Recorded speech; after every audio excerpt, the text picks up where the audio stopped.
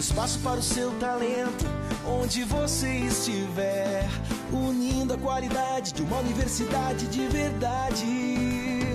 A qualquer hora, em qualquer lugar, se eu penso em EAD, eu penso em Unipar. A qualquer hora, em qualquer lugar, educação à distância é Unipar. Olá pessoal, boa noite, sejam bem-vindos à Semana de Conhecimentos Gerais. Estamos aqui para compartilhar um pouco do conhecimento nosso sobre os produtos naturais e também como esses produtos naturais são aplicados no SUS e também nas práticas interativas, né, no controle de saúde do SUS. Estamos aqui com a professora Daniela Boleta. Muito obrigado pelo convite. Boa noite, eu que agradeço o convite. Muito obrigado pelo convite, professora Daniela. Professora Daniela e o professor Emerson, são os convidados de hoje. Professor Emerson, muito obrigado pelo convite. Obrigado, professor Dair. Aqui nós estamos uma equipe multidisciplinar, né? Um farmacêutico com doutorado em farmacologia, uma odontóloga com doutorado em odontologia e um engenheiro agrônomo com doutorado em agronomia, né? Então, isso é um privilégio, né, ter uma equipe multidisciplinar, e isso que é importante, né, hoje em dia para compartilhar os conhecimentos, né? À medida que vocês tiverem alguma dúvida, algum questionamento, ou querem interagir com nós, né, tirar sugestões, fique à vontade, né, que depois nós passamos do Dr. Tiago, que ele vai intermediar essa parte das questões. Fique à vontade para perguntar, até melhor de interagir com vocês, né? A partir das dúvidas de vocês, nós podemos fazer mais questionamentos, né? Então, vamos começar com as PCN PIC. Talvez a professora Dani pode falar um pouquinho, né, da parte de algumas integrações que pode ter também na PCN. Boa noite, professora. Boa noite, eu gostaria de agradecer imensamente a oportunidade de estar aqui. E quando nós falamos de práticas integrativas e complementares, é muito importante que a gente consiga definir termos, tá? Porque alguns tempo atrás, e ainda assim, muitas pessoas utilizam o termo práticas alternativas. Sim. E falar em alternativa dá aquela impressão assim de eu vou substituir. E o objetivo não é substituir, né? O objetivo é complementar, o objetivo é integrar, e por isso esse termo mais recente, integrativo complementar. As práticas integrativas e complementares realmente elas me encantam. O Roder falou assim, eu sou dentista, sim, sou dentista fisiologista, acupunturista. Por quê? Porque é muito comum quando você estuda fisiologia, você estuda o todo e você não percebe mais que só tem uma boca, tem uma pessoa, né? E nós começamos a perceber o quanto o organismo é capaz de se tratar sozinho, o organismo é capaz de responder a estímulos. E por que não, ao invés de estímulos farmacológicos, outros tipos de estímulo? Então isso que me estimulou também a buscar as práticas integrativas. E dentre elas, há várias, então nós temos aí a acupuntura, que dentro das práticas da medicina tradicional chinesa é uma das mais conhecidas, a auriculoterapia, magnetoterapia, moxa-bustão, ventosa, terapia ventosa ficou muito divulgada aí na época das Olimpíadas, em que os nadadores a utilizavam, e dentre elas também a fitoterapia.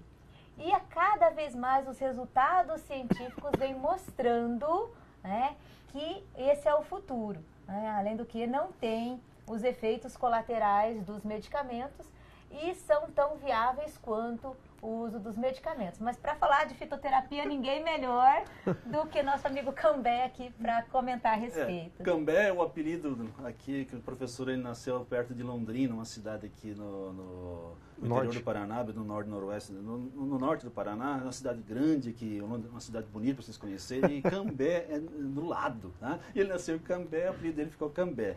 Como a professora estava falando, né, as plantas elas são muito utilizadas hoje na medicina popular e tradicional, mas nem todas as plantas, né, são possíveis, né?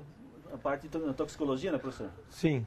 Boa noite a todos. É um prazer estar aqui discutindo com pessoas desse calibre sobre práticas alternativas e complementares do SUS.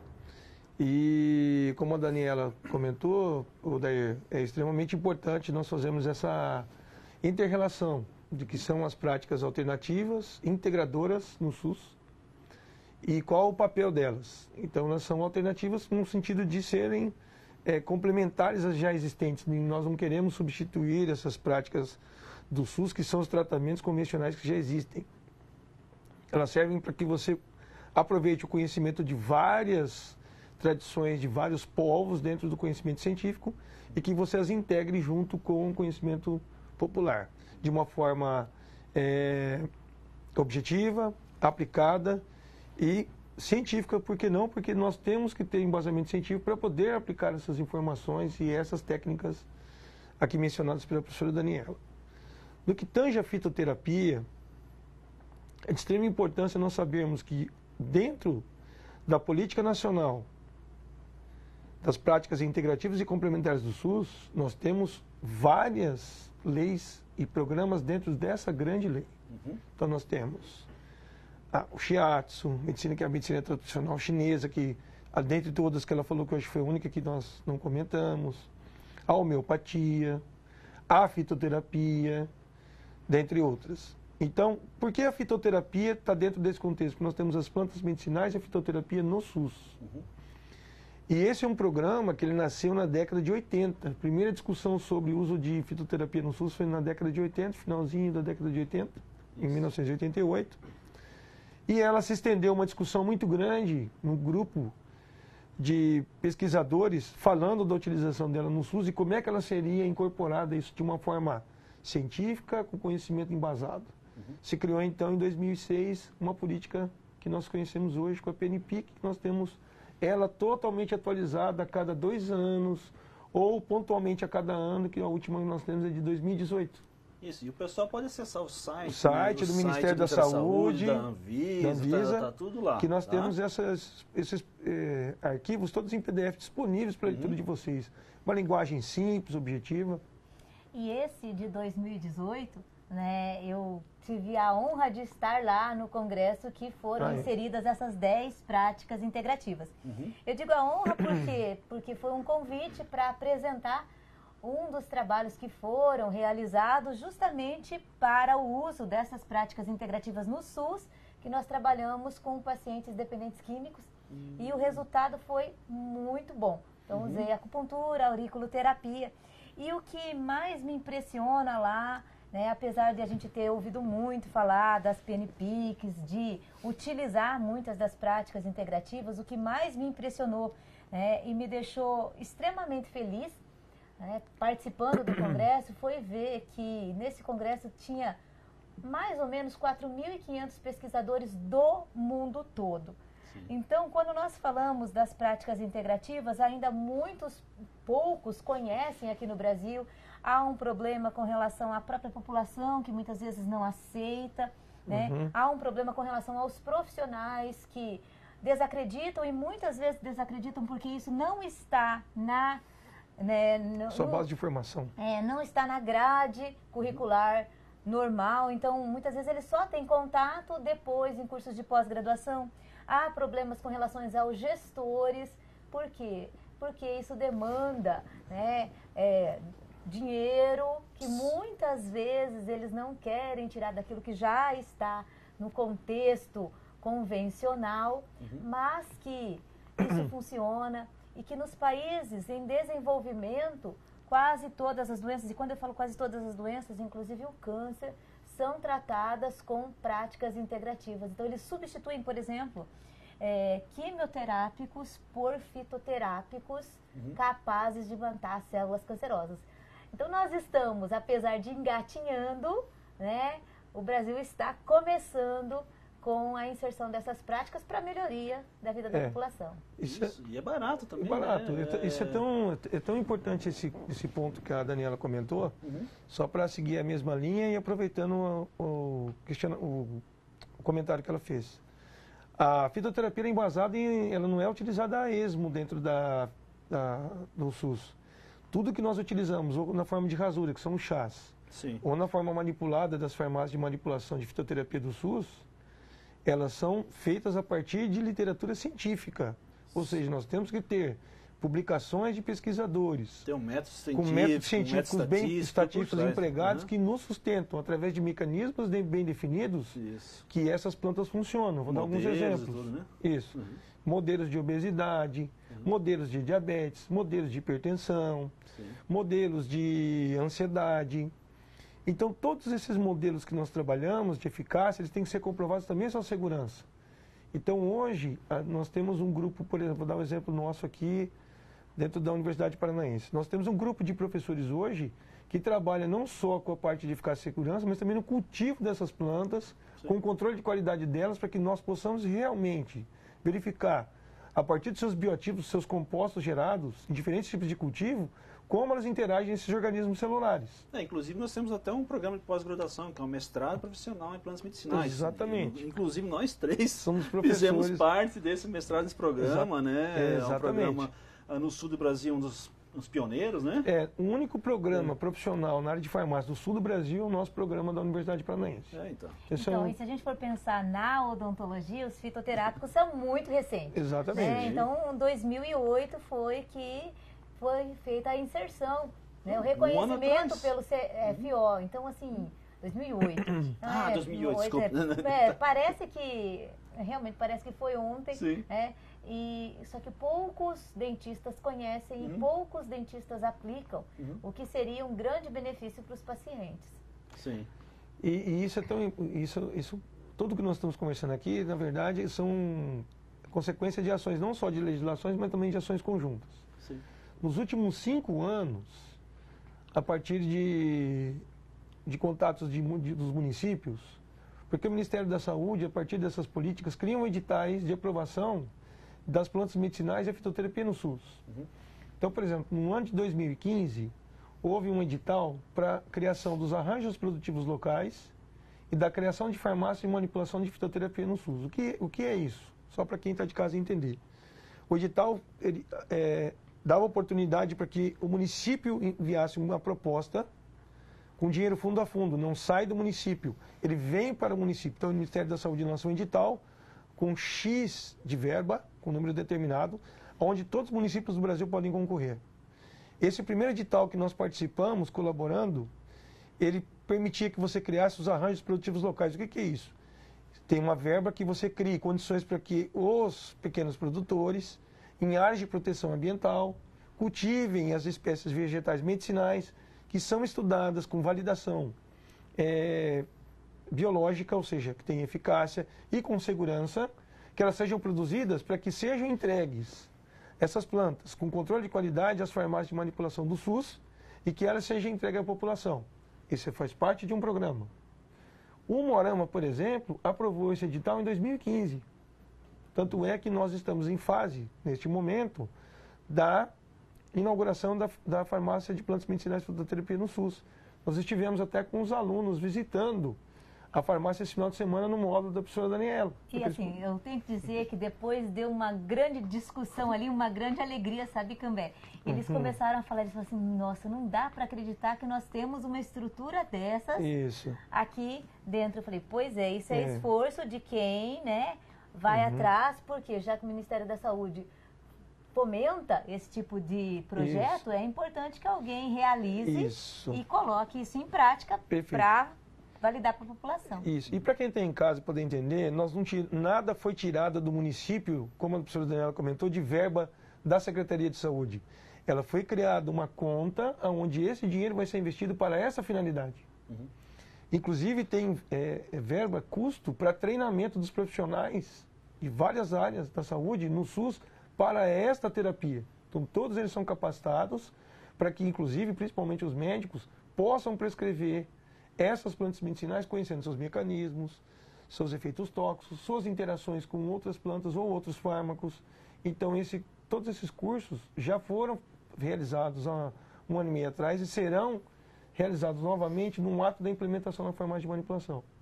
Isso já aconteceu também no município de Toledo, com o nosso auxílio. Aconteceu no município recentemente de Francisco Beltrão, ano de 2017, começo de 2018. Tem em outros estados isso também? Tem em outros estados também. Eu estou comentando do nosso estado porque são unidades, são polos da Unipar que nós participamos. A Unipar em Toledo, Francisco Beltrão, e com parcerias público-privadas, que é o nosso caso, a Unipar pôde, através da sua infraestrutura e corpo docente, a partir da RH, que na verdade somos nós professores, os funcionários da Unipar e os nossos alunos de graduação e de pós-graduação, criarmos alternativas de sustentação de conhecimento teórico, científico e prático para que isso fosse realizado. Então hoje nós temos aí, vamos pensar, nós estamos em 2019, em 4 anos nós participamos diretamente, nosso grupo de professores, nosso programa de mestrado profissional em plantas medicinais, na criação de 3 programas de fitoterapia no SUS. Sim. Então isso mostra que a academia não é só nós investigarmos e fazermos ciência, que é extremamente importante, mas também que nós possamos entregar produtos à sociedade. Quais são os produtos que nós estamos entregando à sociedade? 3 farmácias de manipulação do SUS que estarão atendendo a população gratuitamente. Isso é muito gratificante porque você sai do laboratório, coloca essa prática em outro laboratório técnico que entrega um produto à população. Que é o que eu acredito que hoje seja o cerne da formação das pessoas que querem não só aprender a evoluir dentro da ciência, mas também saber o objetivo dela, que é entregar um produto à sociedade. Ah, que legal. Professores, nós temos uma pergunta, vou passar para o Tiago. Tiago, você? Olá, acadêmicos, boa noite, sejam muito bem-vindos à nossa Semana de Conhecimentos Gerais. Isso mesmo, vamos participar, aproveitar essa semana para assistir essas palestras, tirar dúvidas aqui com os nossos professores e doutores participantes. Professor, temos algumas perguntas aqui. A acadêmica Jennifer, ela pergunta se esse método já está sendo usado no combate ao câncer e se já está integrado aqui no nosso SUS. Tá. Então, assim, ó, infelizmente, tá, ainda pela grande maioria dos profissionais vir de uma formação convencional, não está sendo integrado, tá? Então, a gente até, quando fazíamos lá trabalhos no Hospital do Câncer, sugeríamos a utilização de algumas técnicas. Eles permitem algumas técnicas, por exemplo, a auriculoterapia. Trabalhei alguns pacientes oncológicos com a auriculoterapia. Isso não substitui o tratamento convencional, tá? Mas melhora muito a resposta do paciente. Então, sinais, efeitos colaterais do uso dos quimioterápicos praticamente são anulados com a técnica. Mas ainda não estamos no patamar de tratar paciente oncológico só com essas técnicas. Por quê? Porque todos os profissionais teriam que estar integrados no uso dessas práticas, o que infelizmente ainda não é a nossa realidade. Alguns já fazem dessa forma. Por exemplo, esteve aqui conosco, se me permite uma complementação, estiveram aqui conosco já 2 pesquisadores de ponta análise de produtos naturais. A professora Cristine Monran, que foi banca do Valdinei, na dissertação de mestrado dele, e o René Hernandes Delgado, de Cuba, onde são 2 países que trabalham muito com produtos naturais. Esses 2 pesquisadores têm protocolos definidos, muito bem lembrado pela Dani, para a suplementação contra o câncer. Então não é uma terapia, são usados suplementos, que é diferente de um medicamento convencional, como um quimioterápico, para reduzir a deteriorização dos tecidos que são agredidos pela quimioterapia. Sim. Então que ele serve como sustentação para melhorar. Vou dar um exemplo simples, para você que está em casa entender. Aquela atividade celular ela é preservada pelo suplemento, com atividade antioxidante, com redução de produção de radicais livres, com melhor atividade da célula no metabolismo da atividade de ATP, ciência de energia, e isso permite fazer com que esse tecido se preserve, não se deteriorar na sua totalidade. Então você não está interferindo no tratamento quimioterápico e está melhorando a condição metabólica do paciente. Nós fizemos um trabalho recente, mas não em humano, um estudo pré-clínico de uma aluna nossa no término do ano passado e no início desse ano ela já defendeu, onde ela testou um suplemento em modelo de pré-tratamento de quimioterapia, onde nós verificamos que esse fitoterápico reduzia os efeitos colaterais provocados pela quimioterapia. Só que não é um novo suplemento, ou uma nova droga, ela já existe, ele é um fitoterápico que nós testamos com o intuito, através dos levantamentos bibliográficos, dos mecanismos já existentes, que nós poderíamos utilizar como alvo de prevenção nessa lesão. E assim, é muito interessante porque Porque às vezes o paciente desiste do tratamento oncológico só pelos efeitos colaterais. Então, se nós tivermos uma forma de suplementar, né, e dar condições para o organismo reagir melhor, ele vai continuar com o tratamento, né, e vai ter um prognóstico melhor. Então, vamos utilizar os produtos naturais. Tiago, temos mais alguma pergunta, Tiago? Professor, temos mais 2 participações aqui por enquanto. A primeira é da acadêmica Monique. Ela pergunta como que nós, como pacientes, podemos fazer a solicitação desse tratamento fitoterápico. Porque ela diz que às vezes é muito difícil chegar nesse assunto com alguns médicos. Professor? Como mencionado anteriormente, nós temos um problema de formação no país. Infelizmente, nós vamos ter que, como formadores de opinião, formadores de massa crítica, criarmos os protocolos validados através de estudos, às vezes, randomizados, controlados com os pacientes, que são estudos clínicos, que mostrem esses efeitos benéficos a longo prazo. Para isso, nós temos que nos aliar como academia a programas com atividade médica que queiram receber esta terapia como protocolo em alguns de seus pacientes pontualmente. Como se decide isso? Se decide através do tipo de câncer, qual é a patologia, qual a agressividade dessa patologia. E aí, com muita discussão, através de um grupo bem estruturado, se consegue ter, então, um apontamento para essa terapia. O que não existe hoje. Eu acho que é muito difícil o paciente pedir isso para o médico. De qualquer forma, a pergunta dela é extremamente importante. Por quê? Porque quando ela pede, o médico não adere a essa terapia, ela acaba usando isso de forma autônoma. O que não traz qualidade ao produto e nem traz conhecimento ao médico, porque ele acaba dizendo para ele parar de utilizar aquilo que ele não conhece por formação e ela acaba utilizando popularmente sem saber a real relação disso com a doença. Então nós temos um problema de conceito realmente que ele tem que ser revisto por conta disso. Então exigir isso hoje é só alguém que realmente trabalhou com isso, por isso nós estamos formando médicos na área de produtos naturais. Isso. Só egressos hoje na área de medicina, nós já devemos ter 8 médicos mestres já formados no programa. E nós já temos 21 mestres formados já. E desses 21, 8 são médicos. E nós temos mais médicos e profissionais de saúde trabalhando nessa área. Então eu acredito que daqui a alguns anos nós tenhamos pessoas criando protocolos clínicos capacitados para fazer esse tipo de atividade. Muito obrigado, Monique, pela questão. Tiago, nós temos mais uma, 2, vamos ver. Por enquanto temos mais uma aqui, professor, o acadêmico Franklin. Uma questão muito interessante, ele pergunta a ele, como um farmacêutico, como que ele pode trazer esse projeto dos fitoterápicos para a cidade dele? Quer que eu responda? Eu quero, essa daí é sua. Bom, Franklin, eu não sei se é o Franklin que foi meu aluno, porque eu tive um aluno, não é um nome muito comum, mas eu tive um egresso meu que o nome dele era Franklin. Se foi você, Franklin, um abraço. Franklin, é só você ficar atento aos editais do Ministério da Saúde. Todo ano eles soltam editais, eu não sei como é que está esse ano, por conta do contexto de mudança de governo ou orçamento, mas esses editais que nós aprovamos nas cidades que eu já mencionei foram editais públicos. Então, se você quiser levar para a sua cidade, você vai ter que ficar atento ao edital do Ministério da Saúde, no programa Fitoterapia no SUS, no próprio site do Ministério, e você vai ter que estar rastreando e acompanhando os editais que podem estar abertos para, por exemplo, criação de farmácia de manipulação no SUS, arranjos produtivos locais, entendeu?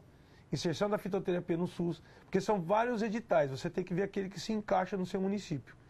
E aí você vai ter que falar com o seu secretário de saúde, se você for o secretário é mais fácil, não no sentido que seja fácil fazer, mas no sentido de convencer o Conselho Municipal de Saúde, que é a partir deles que você tem uma ata de aprovação para o envio da proposta, junto com os gestores de saúde, daí você consegue, com o edital aberto, com um projeto bem realizado, porque esse projeto tem que atender a demanda do contexto regional do município, característica do município, programa de produtores rurais, se esse for o edital, ou a inserção da fitoterapia no SUS no contexto de atividades práticas integrativas, como mencionou a professora Daniela, ou somente da fitoterapia. Então você vai ter que discutir com os gestores qual o melhor programa dentro do seu município que atenda a sua demanda daquilo que você precisa. Muito obrigado pela questão.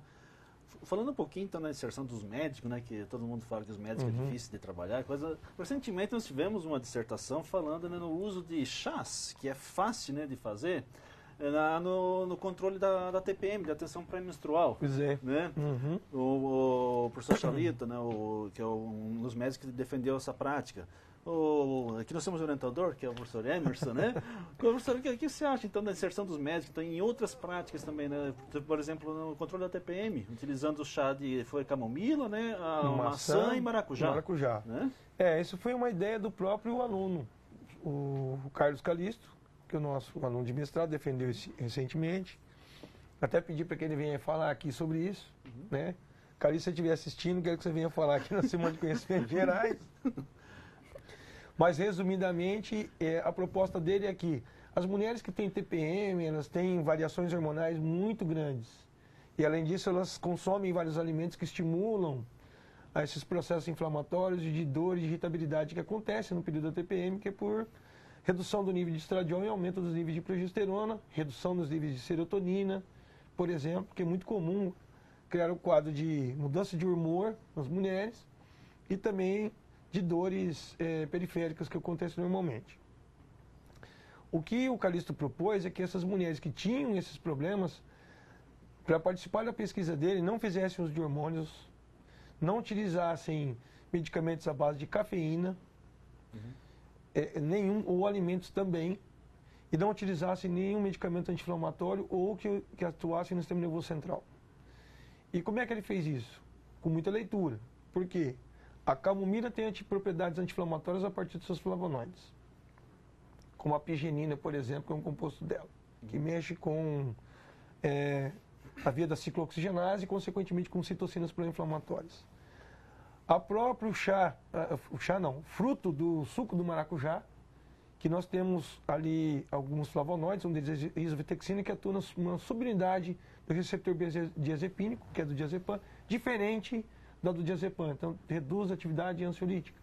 E a própria maçã, que é a malus doméstica, que tem uma atividade anti-inflamatória e adstringente. Então o que ele fez? Fazer uma mistura única.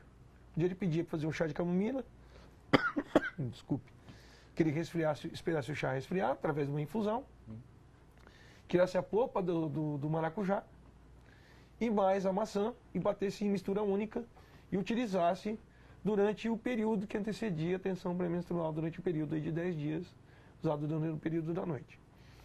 Para que ele fizesse isso, ele tinha feito um curso de nutrologia antes. E toda a ideia veio dele, eu não propus nada para ele. Ele propôs a ideia para mim. E nós tivemos resultados extremamente satisfatórios por parte dos usuários. Ele pretendia um N de 100 pacientes, nós chegamos a 43 pacientes, onde nós vimos que os principais sintomas, como irritabilidade, ansiedade, choro fácil, foram os que mais melhoraram essa condição dessas pacientes. E depois, uma grande proporção foram as dores abdominais e as cólicas, que envolvem muitas cólicas, né, nesse mesmo período. Então, um trabalho simples, não foi utilizada nenhuma formulação farmacêutica precisa, e sim um produto natural, escolhido uma camomila a granel, um maracujá fresquinho, uma maçã fresquinha, para que isso fosse feito dessa forma.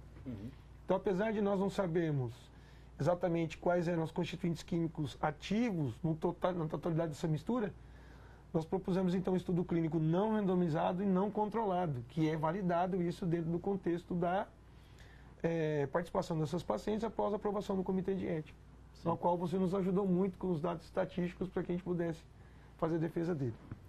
E assim, eu acho muito interessante isso, porque quantas mulheres sofrem de TPM? Eu acho que até os homens sofrem mais do que as mulheres. Vai salvar alguns casamentos, né? Vai salvar. Eu acho que o casal deveria tomar uma mistura única. E assim, já tive experiência muito de tratar a mulher de TPM com acupuntura, de muito utilizado também, não é? Também. Então imagina, né, nós conseguirmos substituir aquelas que não tiveram resultados tão bons só com essa mistura aí dos fitoterápicos, por que não acrescentar uma auriculoterapia? Perfeito. Né? E no futuro nós podemos aí integrar várias práticas para a melhoria da vida da população. E o SUS fornece isso para a população, não fornece? A acupuntura, sim. A acupuntura já está disponível, só que, infelizmente, são poucos os profissionais que praticam a acupuntura, habilitados e praticantes mesmo da acupuntura no SUS. Beleza. Tiago, temos alguma pergunta? Professor, temos uma participação aqui, a acadêmica Lúcia. Ela pergunta o que falta e quanto tempo faltaria para implantar essas práticas, esses medicamentos no SUS? Eu de novo? Tudo depende, né? Olha, eu acho Bom, que... eu vou dar minha opinião pessoal. Eu acredito que a política, ela existe, ela não vai ser extinta. Eu acho que nós temos que formar pessoas. Eu acho que formando pessoas, integrando esses profissionais de saúde, nós podemos expandir. Se você for imaginar hoje, os programas de fitoterapia no SUS, eles já atingem mais ou menos mais de 150 municípios no país. Na última PNPIC que eu li, não vou dar uma precisão porque eu não me lembro, mas acredito que mais de 150 municípios. Qual é o grande problema? Aí eu vou fazer um questionamento que não é para o município. O governo vai lá, aprova um edital, aprova, e depois ele não dá subsídio para aquilo que seja continuado. Então, às vezes, por exemplo, você tem uma farmácia de manipulação, você tem os profissionais, você cria os ambientes. Deve haver um investimento contínuo em capacitação, equipamentos e que fomente a produção disso. Sendo uma equipe multidisciplinar. Sendo uma equipe multidisciplinar. Então, o que acontece às vezes? É aprovado e você não tem recurso para a manutenção daquilo. Aí o gestor de saúde tem que tirar dinheiro da Secretaria de Saúde para pôr lá. Daí já não fica inviável. Aí ele não quer manter aquele custo. Por quê? Porque ele tem os medicamentos essenciais do SUS, consultas, exames, que são de base também de diagnóstico de doença. Sim. Então, deveria ter dentro da lei, eu não me ative a isso juridicamente, mas deve haver, de repente, por parte desse recurso, algum dinheiro vindo da tributação que seja flexibilizado para que essas práticas integrativas sejam aportadas a esses projetos pontualmente quando é necessário de reformas, novos equipamentos, manutenção. É por isso que eu acredito que em alguns momentos você não consiga dar continuidade a isso. Sim. E nós podemos até voltar um pouquinho, né? Porque, assim, quanto tempo vai demorar? O tempo depende muito se nós considerarmos que saúde está atrelada à educação. Também, sim. Então, quando houver uma mudança nos currículos básicos, né, dos cursos de graduação, e houver a inserção dessas práticas integrativas já no currículo, né, com certeza nós estaríamos caminhado um passo bastante longo. Por quê? Porque se as pessoas saírem já da graduação com essa ideia de que as práticas integrativas funcionam, são comprovadas cientificamente e podem auxiliar muito no tratamento, nós teremos sim mais saúde para a população. Então isso demanda aí um determinado tempo, né? Mas como é difícil, ainda tem tantos casos de dengue, né? Como é difícil nós educarmos as pessoas, então a gente não consegue prever, né, quanto tempo demoraria para que elas realmente estejam em vigor. Isso. Muito obrigado, Lúcia, pela pergunta. Tiago, você tem mais alguma pergunta, Tiago? Professor, temos uma pergunta aqui da acadêmica Suzana. Ela quer saber qual é a opinião dos professores sobre o placebo e se existe alguma relação dele com as terapias alternativas com resultado eficaz. Então eu vou deixar para farmacologia. Olha, no efeito placebo a gente usa em estudos randomizados, né, para a gente poder verificar isso. É claro que já tem um cunho científico mostrando que algumas pessoas que não utilizam determinado composto ativo, ou medicamento, um composto bioativo, um fitoterápico, ou a própria homeopatia, que tem fundamentação teórica e científica para isso, que alguns que recebem um placebo tenham melhores equivalentes, porque eles acreditam que eles estejam recebendo aquilo. Em várias das nossas funções autonômicas, elas respondem a isso positivamente. Vou dar um exemplo, né? A psicologia. Isso é muito relacionado à psicologia. Se eu acreditar que eu estou doente, eu vou acabar ficando doente em algum momento. Sim. Se eu acreditar que eu posso melhorar, de alguma maneira, meu metabolismo pode criar uma adequação. Não que eu vou ter a cura, mas eu melhoro aquela condição metabólica por acreditar nisso. Inclusive, tem trabalhos científicos comprovando que as pessoas que têm fé, independente de qual religião, elas melhoram mais rapidamente. Isso. Tem até um periódico que a gente submeteu um artigo recentemente, chama Journal of Religion, que ele é baseado no culto religioso, do saber religioso, do conhecimento religioso, para o tratamento de doenças. E nós tivemos uma professora do programa e um professor que Tiveram levantamentos do uso de plantas medicinais por parte dos moradores na região de Moarama, Francisco Beltrão, que são dos nossos egressos, que aquele uso daquelas plantas medicinais era por cunho religioso. Então, mesmo não sabendo a quantidade ou porquê, elas mencionaram que elas melhoraram os seus processos de saúde e doença com o uso dessas plantas. Então, elas têm um cunho religioso, Sim. elas têm fé, e elas acreditam que aquela planta que tem uma finalidade medicinal possa melhorar isso. Então, o que eu tenho? Eu tenho a crença sobre uma religião e eu tenho o uso da planta. Então, esse Journal of Religion aceita isso baseado de que a religião está relacionada ao conhecimento popular de plantas medicinais, de terapias alternativas. Então, isso é muito interessante, por quê? Porque é ver o paciente de forma holística, não é um corpo. Isso. É um corpo, é uma mente, é um espírito integrado. Inclusive com relação a, eu costumo até brincar com os alunos, nós somos uma sopona de substâncias químicas. Isso aí. Né? E se eu chegar para você e falar assim, nossa, eu acho que você não está bem hoje, você está com molheira. Daí ele vai olhar e falar assim, realmente eu acho que eu não estou bem. Né? E É uma olhada. é uma olhada, e daí a pessoa começa. Tem trabalhos mostrando assim, nós somos 70% água. Sim. Né? Tem trabalhos mostrando que se...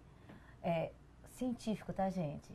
Mas nós temos que lembrar que existe algo aqui mais do que um corpo. Né? Científico. Se eu pegar e colocar músicas, dependendo da música que eu coloco para uma água... Ela tem vibrações diferentes, Elas né? têm vibrações diferentes. E eu colocar essa água para molhar sementes, a semente cuja água recebeu lá música clássica vai germinar muito mais rápido do que aquela água que recebeu qualquer música, certo? Eu não vou falar aqui especificamente aquilo que eu não gosto, porque pode ser que alguém goste. Então, assim, existe, né? Então, trabalhar o todo, né? Trabalhar o sentimento dentro das práticas integrativas chinesas, eles trabalham muito o sentimento. Então, aquele que é muito raivoso, é muito irritado, cuida do fígado porque há de desenvolver uma doença hepática. Aquele que é muito ansioso há de desenvolver uma doença cardíaca. Aquele que é muito triste há de desenvolver uma doença pulmonar. Então, é muito interessante. Voltando ali na pergunta, né? Às vezes, a pessoa melhora tomando água doce. Né? Sim. Por isso que na acupuntura a gente não usa placebo, usa pontos Shan, chamados Shan. O que seriam os pontos Shan? Seriam utilizar, porque não tem como falar assim, placebo, por exemplo, com agulha. O paciente vai sentir se inseriu ou não a agulha. Mas usa pontos que não seriam os pontos ideais. Tá? Porque existem pontos definidos. Então, se eu quero comprovar que um determinado protocolo é efetivo por uma certa doença, eu uso pontos daquele protocolo e para os pacientes de outro grupo, eu uso outros pontos, eles não conhecem, então vão achar que está melhorando, né, está fazendo efeito. E comparando os efeitos, a acupuntura, né, em pontos corretos, tem uma efetividade muito maior do que a acupuntura Shan. Então não usa placebo. Né, usa pontos outros que não sejam os ideais. Daniela, como você vê o uso desses produtos naturais na odontologia, você sendo odontóloga? Mas eu amo, certo? Porque assim, se nós formos pensar, por exemplo, pasta de dente, né? Pasta de dente com flúor. Né? Os meus colegas dentistas vão odiar o que eu vou falar, mas flúor nós não temos no corpo. Não. Então, assim, por que o flúor teria tanta eficácia na redução de cáries? Eu só acredito o seguinte, basta tirar o biofilme, não precisa nem de pasta, né? Mas tá aí. E agora existem outras formulações que inserem fitoterápicos para, né, substituir o flúor em pasta de dente. E o mais importante, que é o que a gente trabalha bastante, é com lesões bucais. Então, camomila para cicatrização, tá? Hoje em dia nós temos aí comercial Admuc para cicatrização. Nós trabalhamos com própolis, para cicatrização das abelhas. para cicatrização de aftas, de herpes, a Casearia silvestre para cicatrização de aftas. A gente fala aftas, são ulcerações aftosas recorrentes porque são lesões muito comuns, né? E outras plantas medicinais que foram formuladas para, por exemplo, como anestésico tópico. Então é uma gama aí de possibilidades para o uso na odontologia. Eu lembrei uma agora da unha de gato. A unha de gato ela é anti-inflamatória e antiviral também. Ela tem um produto do laboratório Herbarium, não me lembro o nome agora exato, assim, mas ela é a base de unha de gato, que é uma planta popular. E chama Uncaria tomentosa, o nome da planta botânica. Se o professor estiver me assistindo, eu estou errando uma botânica. Assim, mas o interessante é que poucos dentistas, apesar de ser reconhecido pelo CFO, poucos dentistas prescrevem o uso de fitoterápicos. Sim. Nós utilizamos muito assim, para pacientes oncológicos, por exemplo, né, que eles já fazem uso de vários medicamentos, o chá de camomila. Tá? Chá de camomila, geladinho, fazer bochecha ou mesmo deglutir para evitar mucosite. Um que o Daír acabou de orientar também, o Paulo, que foi nosso mestrado, trabalhou com aquele milefólio. Milfólios tem ação analgésica, antimicrobiana e anti-inflamatória. E antimorrágica também. E antimorrágica. Sim. Então, tanto é que o pessoal chama ela de dipirona. Popularmente, o nome daquele milfólios que é aquele milefólio, que é mil folhas, é dipirona. Sim. Então tem gente que quebra o galinho dela e coloca. É errado isso, mas tem gente que faz isso. Mas se você fizer o chá dela, só faz bochecha, tem um resultado excelente também. Para pacientes que têm mucosite, porque a mucosite é um dos sinais, né, dos efeitos colaterais do tratamento oncológico, pior que existe. Então o paciente, muitas vezes, ele desiste do tratamento porque ele não consegue, a mucosa fica em chamas, ele não consegue comer, ele não consegue, né, falar direito. Então o chá de camomila é muito eficaz. E falando nisso, o SUS, né, ele tem já um relatório, né, um relatório nacional de plantas medicinais. Lá o SUS já indica para nós, né, 71 plantas, que eu não sei se eu não estou enganado, é 71. Você tem uma planta de interesse do SUS. Do SUS. E essas plantas, elas são bastante estudadas e já tem comprovações, né, populares, científicas, né, com vários estudos comprovando o uso delas, né. Quem tiver mais interesse, né, quais são essas 71 plantas, coloca lá RNSUS no Google, se não é na primeira, na segunda, na terceira página, já vai ter essa lista, né, dessas plantas, né, como elas são utilizadas e quais são os efeitos delas, né. Isso para a maioria dessas é feito como chá. Eu, como agrônomo, por exemplo, eu produzo as plantas, né, de modo sustentável. Eu utilizo micro-organismos, promotores de crescimento, tá? Eu utilizo outras fontes de, às vezes, um adubo orgânico, compostos orgânicos, fito-hormônios e hormônios de crescimento para produzir essas plantas medicinais. Porque para o consumo ou para o uso fitoterápico, essas plantas não podem ter nenhum resíduo de agrotóxico. Né? Por isso que até a Anvisa, todos os chás no mercado hoje, tem que ser feito análise de toxicologia para ver se tem resíduo de agrotóxico, até no metade do ano agora. Foi aprovada essa lei para você cumprir até o meio do ano. Isso, até no metade do ano, todos os lotes de chá, com todas as empresas, os chás, tem que ser verificado se tem agrotóxico. Se tiver agrotóxico além do limite, né, que é aprovado pela Anvisa, esse lote é retirado do mercado. Tá?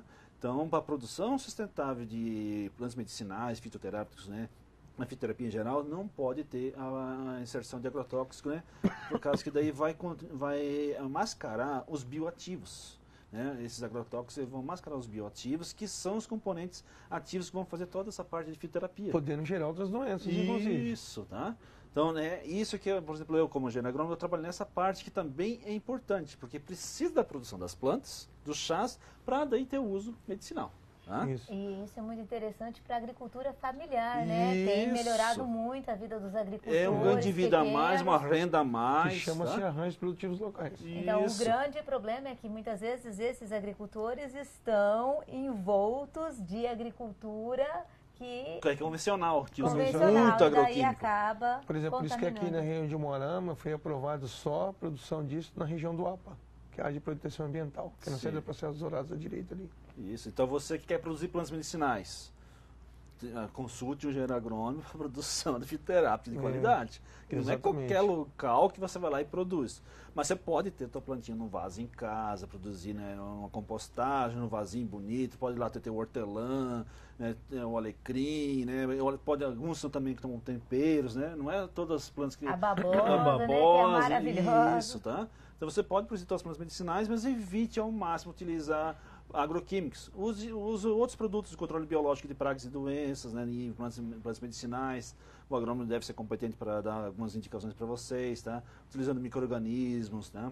Utilizando até o leite, por exemplo, para aplicar leite, se tiver incidência de pulgões, que é uma praga que suga a seiva da planta, né? Às vezes tem na erva doce, por exemplo, a incidência de pulgões, né? Chapéu de couro. Chapéu de couro, às vezes tem lá lagarta, coisa assim. Você pode usar, por exemplo, leite, a fusão de fumo, né? Você faz um extrato de fumo. Então, tudo isso aí você pode aplicar para repelir pragas, por exemplo, tá? Tiago, temos alguma pergunta, Tiago? Professor, temos aqui a acadêmica Patrícia. Ela pergunta o efeito das PICs, em especial ela cita aqui a acupuntura, sobre ansiedade. É com você, Daniel. Bem, olha, assim, a acupuntura e as demais práticas, né, que nós utilizamos, que são os microsistemas. O que é um microsistema? É tratar o todo através de uma parte. Então, nós podemos utilizar a quiroterapia, que é através da mão. Então, existem pontos na mão, né? Se nós pensarmos assim, cabeça, membros superiores, membros inferiores, a quiro, ela tem uma ação muito rápida. Nós temos a reflexologia podal, que é trabalhar pontos do pé, certo? Nós temos a crânioacupuntura, que são pontos da cabeça. Nós temos a auriculoterapia. Então, dentro dessas práticas integrativas, para a ansiedade em si, eu uso muito a acupuntura, só que às vezes o paciente tem medo de agulha, então ele fica tão ansioso pelo uso das agulhas, né, que acaba desistindo do tratamento. Então nós utilizamos muito a auriculoterapia e alguns falam assim, mas a auriculoterapia dói. Dói se nós utilizarmos agulha. Hoje em dia nós utilizamos outras possibilidades, tem a semente de vacaria, semente de mostarda. Mas a semente depende muito do paciente estimular, então hoje o mais utilizado são os cristais e auxilia muito no controle da ansiedade, a ponto de o paciente deixar de tomar ansiolítico. Que interessante isso aí. Então, muito obrigado, Patrícia, pela pergunta, né? Tiago, temos mais perguntas? Professora, a acadêmica Pamela, ela está perguntando aqui em relação ao uso de chás, das PICs, de alguma técnica para enxaqueca, se já existe alguma coisa nesse sentido. Pode falar. Sim. Professora Dani. Então, a gente trata ansiedade, trata TPM, Sim. trata enxaqueca. Então, assim, todas as vezes que o paciente nos procura para tratamento de enxaqueca, é prática integrativa, é prática complementar, não é alternativa. Então, o que eu falo para ele? Já procurou o médico? Já procurou o médico? Já fez exames complementares? Por exemplo, já fez tomografias, já fez ressonância? Por quê? Eu tenho que estar segura que aquela dor não é sintoma de uma doença, por exemplo, um cisto, uma compressão, um tumor, tá? Se ele já fez isso, ótimo. Por quê? Porque daí sim eu posso utilizar, por isso que a gente tem que ter bom senso, né? Dá para usar para tudo? Praticamente tudo. Mas eu não posso descartar o que nós temos de tecnologia hoje. Então, ele não tem nenhuma doença física comprovada, aí sim eu vou entrar com o diagnóstico oriental. Tá? Então, muitas vezes ele tem deficiência de Chouet, que é sangue, né? Ou ele tem excesso de fígado. Aí nós vamos avaliar. Avaliamos como? Pelo pulso. Então, o pulso na medicina chinesa fala como os órgãos estão. Avaliamos pela língua. Né? Por exemplo, pegou a ponta da língua de um paciente arroxeada, não faça nada com esse paciente, manda para o cardiologista que está infartando. Sim, né? Então, circulação, né? A língua é essencial para isso e nós podemos trabalhar enxaqueca sim. Já tratei muitos pacientes de enxaqueca com acupuntura sistêmica ou com microsistemas. Dentre eles a auriculoterapia com resultados espetaculares. E assim, a aurículo, gente, funciona porque Ah, o paciente precisa acreditar? Não, porque a orelha é muito inervada, ela é pouco vascularizada e muito inervada. Um trabalho de início de 2018, né, o autor falava o seguinte: se você quer modular o cérebro de forma não ter que abri-lo, a porta mais fácil é através da orelha. Por quê? Por ser muito inervada, passam vários nervos, inclusive nervos cranianos. Quando você estimula os pontos, você induz o sistema nervoso, o sistema endócrino a produzir uma determinada substância. Ah, então, ponto para ansiedade, certo? Sim. Ponto para depressão. Eu vou só estimular o cérebro a produzir os neurotransmissores que estão em deficiência ou inibir aqueles que estão em excesso. Então dá sim para tratar enxaqueca, que tantas pessoas sofrem com isso. Sim. Pelas práticas integrativas, mas é importante primeiro passar pelo médico para ver se não tem nenhum problema mais sério. Sim. Muito obrigado, Pâmela, pela pergunta. Tiago, mais perguntas?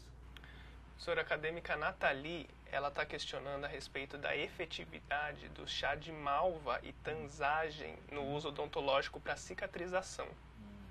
Aí. Sim. Tem uma outra sim. A malva tem vários trabalhos mostrando que ela é muito eficaz para o controle de periodontite, tá? Para cicatrização de feridas, inclusive ulcerações aftosas recorrentes. Então, tem efetividade sim. O dano pós-operatório mal funciona também? Por exemplo, no caso de exodontia, que às vezes dá o ponto e fica um sangramento. A malva também é indicada ou não? Então, assim, são poucos os profissionais que fazem isso. Mas ela tem essa indicação? Tem essa indicação também. Porque eu lembro quando minha mãe teve um problema, que ela teve que fazer exodontia, um médico, um odontólogo de Londrina, ele prescreveu malva para minha mãe. Aí eu até estranhei, falei, nossa mãe, quem prescreveu, né? Eu fiz esse odontólogo. Mas não na forma de bochecha. Porque não. Só colocar e ficar, né? Só colocar e ficar. Por que eles não prescrevem na forma de bochecha? Porque tudo que você quer é que o paciente mantenha o coágulo. Então, Isso. se ele fizer o coágulo, se ele fizer bochecha, ele acaba criando uma pressão ali e destrói o coágulo. Ela pegava o cotonete, então, aquele bastão de cotonete, e deixava mordida. A hora que ela sentia que tinha parado, ela trocava. Né? E aí foi muito bom para ela, falou que não doía. Utilizando a malva, né? Isso, que tem um produto fitoterápico acabado, chama Malvatricin. Eu nem sei se tem esse produto Malvatricin tem. E aí você utiliza com técnica de você pegar esse algodão, esse bastonete de algodão, que usa dentro da clínica odontológica, você faz a imersão dele e morde. Não, mas olha, recentemente... Foi como ela usou. Recentemente uma paciente me procurou, eu tenho até as fotos dela ali, com uma lesão em língua grande. Por quê? Porque ela tinha feito um procedimento cirúrgico para remover uma lesão já recidiva de outra, né? E não melhorava, e já estava com tratamento médico, certo? Aí fiz auriculoterapia, né? E eu tinha, agora um dia eu vou voltar a ter aqui também, eu tinha uma horta no fundo de casa, então tudo eu corria lá, né? Babosa. Ah, sim. Fui lá. Aloe vera. Né? Aloe vera, cortei a babosa, dei um pedaço de babosa para ela, e em 2 dias ela me mandou a foto que estava totalmente, falei, ó, corta e coloca. Sim, aquela babinha da babosa. A babinha da babosa, coloca ali, deixa, né, seca e coloca. Isso. 2 dias estava cicatrizado. E babosa é fácil você cultivar em vasos, tá? É muito fácil você cultivar em casa, com substrato, só deixar lá úmido, substrato. Saber usar, né? Sim, saber usar. Sim, que é a babinha da babosa. Você vai cortar uma parte, cortar na transversal e aplicar até para cicatrizar de ferida, tudo. Queimaduras. Sim, recentemente eu queimei a mão, rapidamente fui lá, catei a babosa, coloquei, prendi, nem bolha. Evite, né, passar pasta de café, pasta de dente, tira que o pessoal fala. Pasta de dente até pior, olha. Mas então, tem as vozes antigas que falavam, coloca pasta de dente. Não tem? Tem. Que a minha falava. Então, voltando ali na malva, a tanzagem eu não sei muito, mas a malva, não conheço trabalhos a respeito. A malva tem muitos trabalhos a respeito, tá? Do uso odontológico. Não, tem bastante trabalho. Pode ficar tranquilo, a malva tem atividade. A malva tem atividade anti-inflamatória, sim. Muito obrigado, Nathalie, pela pergunta. Tiago, mais perguntas? Professor, temos 2 perguntas aqui de acadêmicas que estão mais ou menos no mesmo sentido, eu vou juntar elas. A acadêmica Maria, e a acadêmica Jennifer. Elas estão perguntando se a acupuntura ou os fitoterápicos têm algum efeito para reduzir os efeitos da menopausa e também agir contra o tabagismo. Tem sim. Então, assim, ó, com relação à menopausa, tá? A mulher na menopausa, hoje em dia, e vamos voltar ali para a clínica odontológica, é muito comum elas desenvolverem uma síndrome chamada síndrome da ardência bucal. Tá? Então elas vão ter muita ardência em boca e você não tem aspecto clínico nenhum. Então é importante que o dentista esteja atento para questionar: é só a mucosa bucal que arde? Como está a mucosa vaginal? Está na menopausa?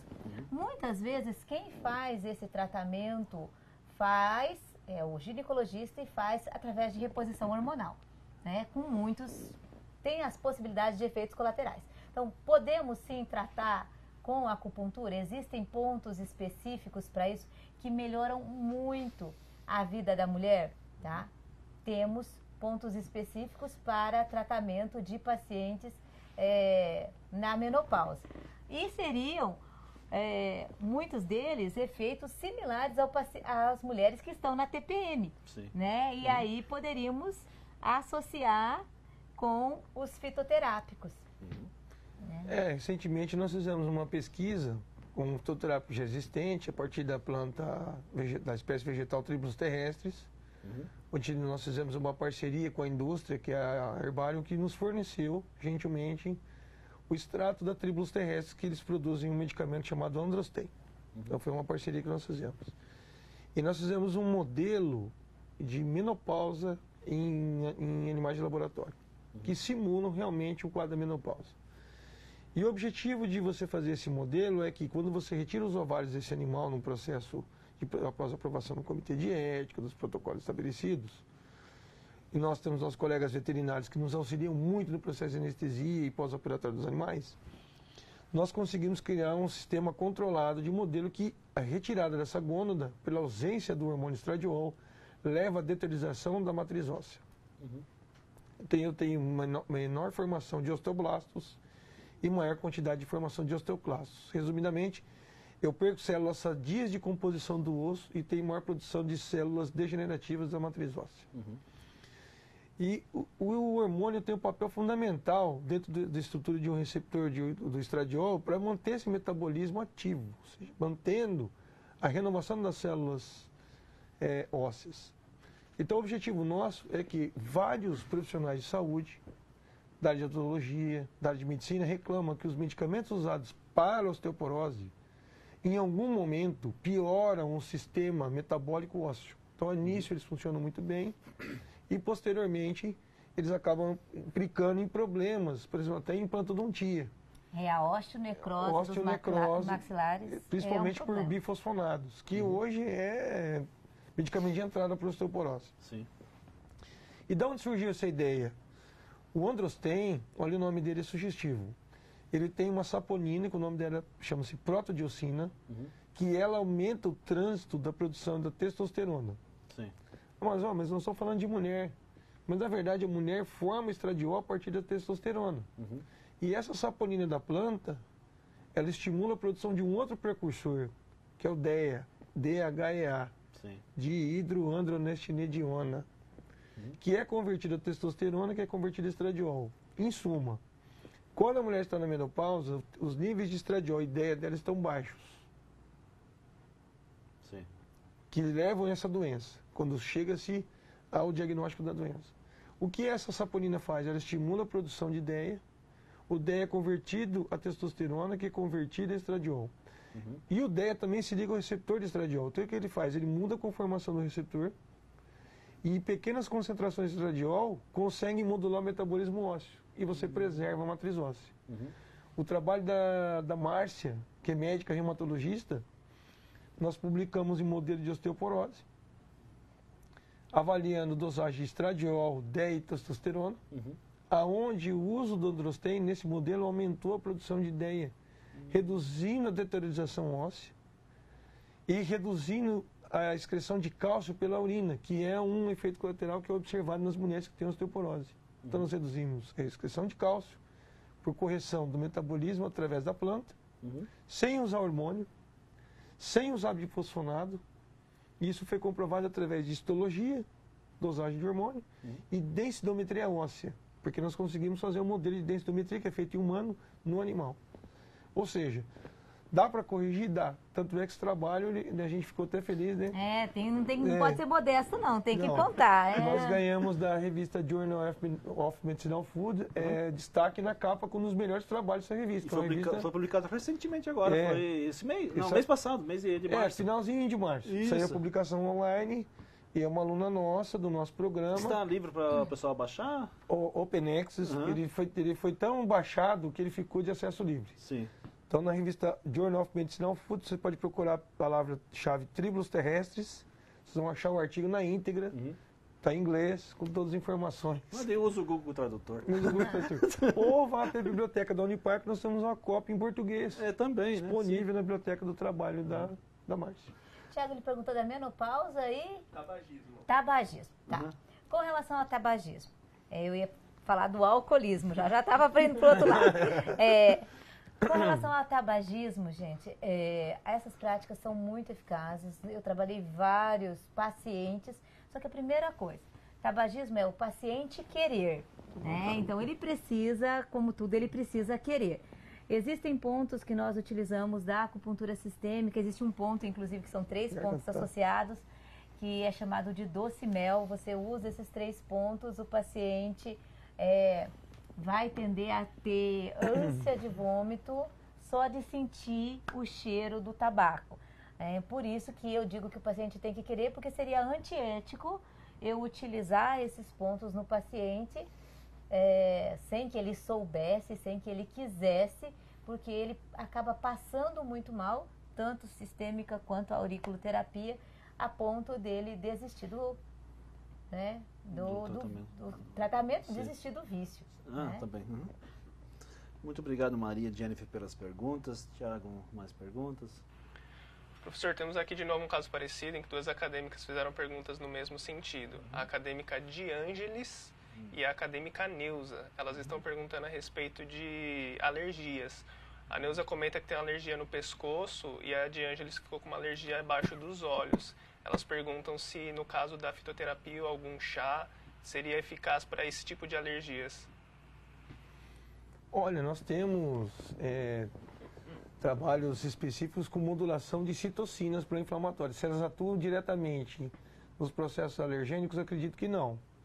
Nós podemos ter, por exemplo, topicamente eu acredito, porque todo processo alérgico com manchas tópicas, ele é um processo também de estímulo da pele por liberação de histamina através de desgranulação mastócita, mas você controla isso com pomadas tópicas. Então eu acredito que tem pomadas com base de camomila, de erva doce, de outras plantas que elas melhoram essa condição. Agora, especificamente que elas reduzam a origem do processo alergênico, eu não tenho nenhum trabalho que me comprove isso. Tem uma acadêmica nossa desse ano, que é a doutora Glaucia, que é dermatologista.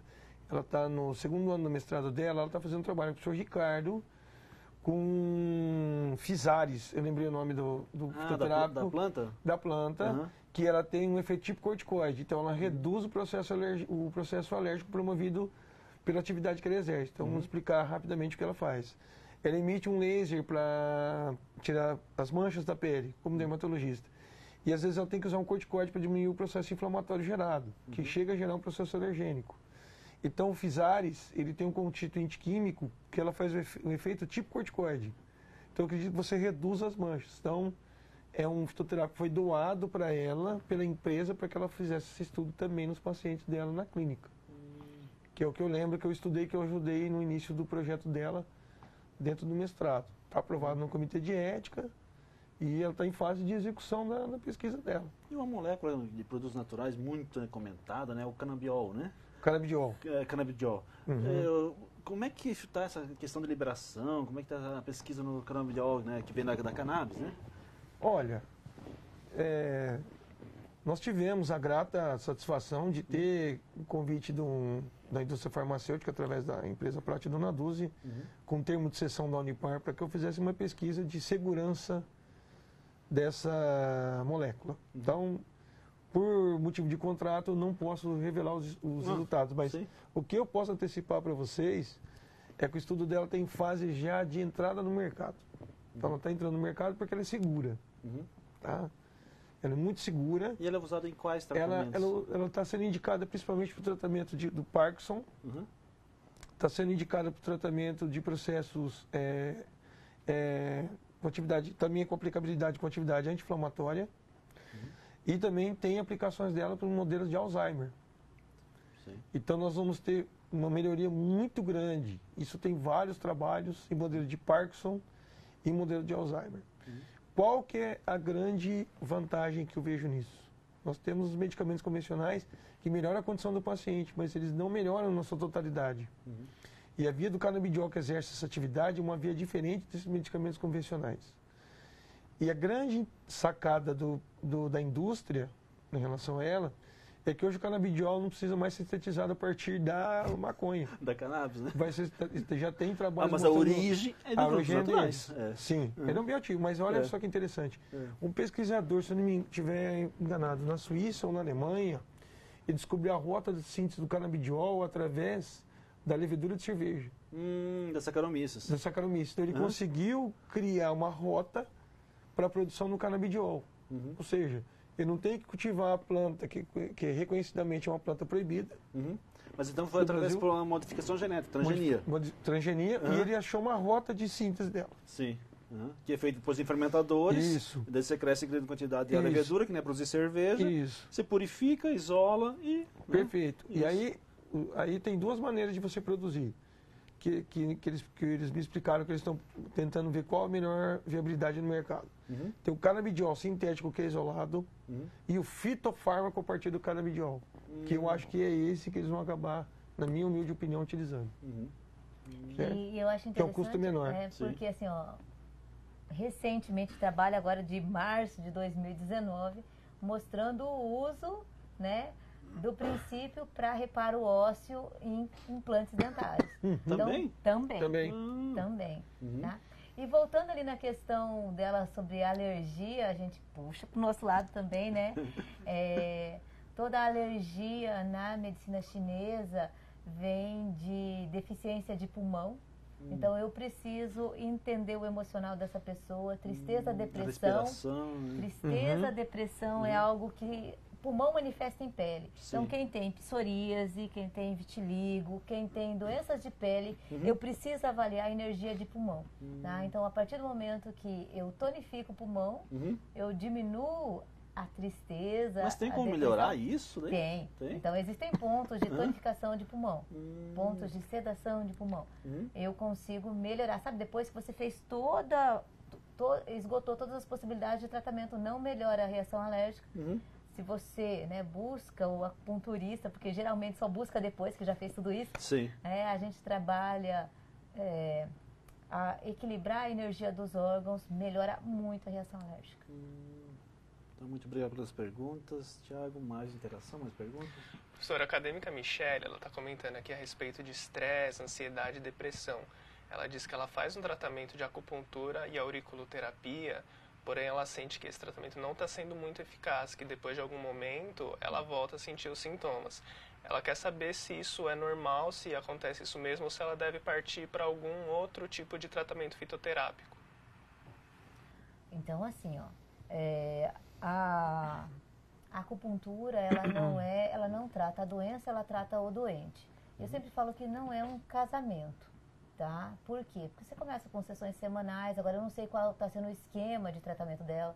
Sessões semanais, depois passa quinzenais e depois vai espaçando. Às vezes é necessário refazer o diagnóstico, alterar os pontos, né? Tem trabalhos mostrando que se eu utilizar associado 2 pontos, o E36, né, o estômago 36 e o BP6, o baço pâncreas 6, com eletroacupuntura, eu tenho praticamente inibição total da depressão, certo? Então, posso associar com a auriculoterapia? Posso. Não tenho como avaliar, por quê? Porque depende dos pontos que estão sendo utilizados. Então, cada profissional acaba utilizando pontos diferentes. Só que num determinado momento, talvez a causa tenha modificado. E aí eu preciso reavaliar, fazer nova anamnese do paciente, avaliar a língua, avaliar pulso e modificar os pontos. Muito obrigado, Michele, pela pergunta. Voltando um pouquinho aqui à parte de produção, né, que eu e o professor Gambé, nós temos um projeto colaborando com o Chapéu de Couro, né, Isso. a Equinodoros, Grande Flores. A Equinodoros até acho que é uma das plantas da RNSUS, né? Só para colocar, o CNPq ano passado soltou o edital do Ministério da Saúde de plantas para incorporação no SUS e a Chapéu de Couro estava lá. Então, eu tô tentando crescer a planta, o Chapéu de Couro, é uma planta mais assim, meio de aquático, meio de banhado. Uma planta com uma folha larga, bonita, né? E aqui no Doros, estou produzindo ela estou usando fósforo, sim, por causa que eu preciso de produção de planta para ter extratos, né, para estudar os princípios ativos da Equinodoros.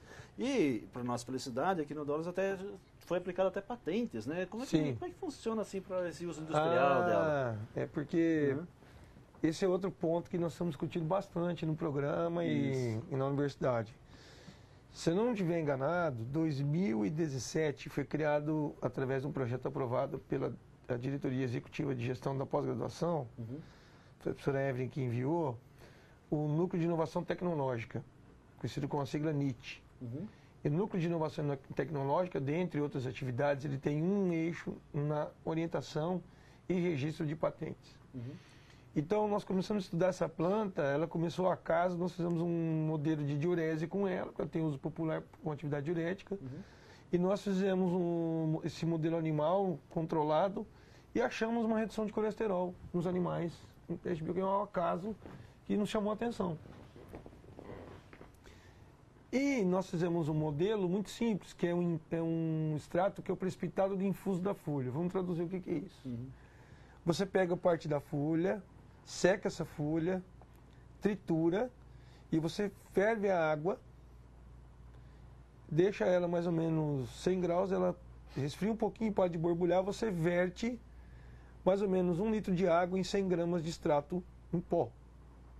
Homogeneiza durante um período de meia hora, 20 minutos, para que todos os componentes ativos da planta sejam retirados dela, e depois nós filtramos com um equipamento de Kitasato e com filtro que seja retido o resíduo de pó. Então eu tenho no final um infuso. Só que esse infuso, para eu ficar com ele, eu tenho que melhorar a concentração ainda. Eu tenho muitas proteínas da planta. Então eu pego o álcool e jogo sobre esse infuso e precipito proteínas. Essa precipitação de proteínas vai formar uma geleinha, que nós filtramos de novo. Então no final eu tenho um produto que chama-se infuso do extrato, chama-se, que seria então 2 processos de extração da planta, um através da água e um através do álcool. E eu retiro o álcool dessa planta e formo um pó, que é o liofilizado. Esse processo todo nós patenteamos. Por quê? Porque é um processo que chega mais perto do que o uso popular de uma planta pode chegar, que é o infuso. Entretanto, nós tiramos outros interferentes da planta a fim de concentrarmos os bioativos dela.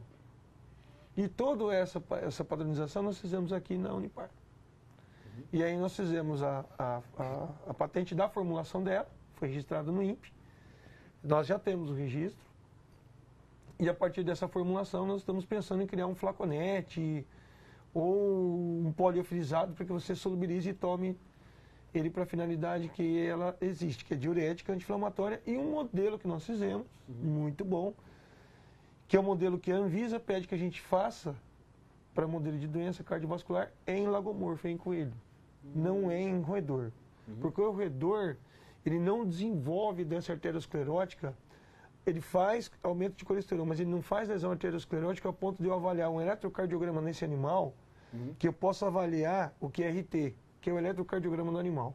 Então a frequência cardíaca do roedor é muito alta, eu não consigo ver essa diferença.